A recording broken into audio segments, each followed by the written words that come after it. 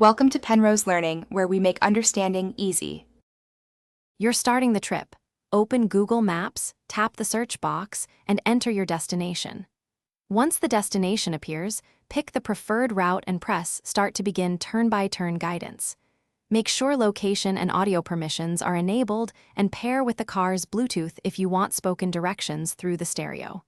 Before you move, glance at lane guidance and ETA. This initial setup puts the app into driving mode, so it will reroute automatically when needed and keep directions audible. Once you're underway, rely on live guidance features to reduce distraction. Use voice commands to ask for alternate routes, avoid tolls, or report incidents. This keeps your hands on the wheel.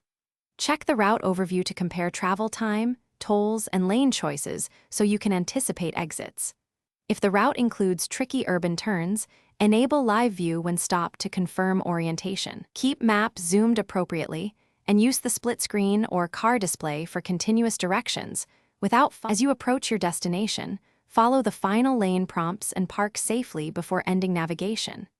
Tap Stop to finish and optionally save the route to your saved places.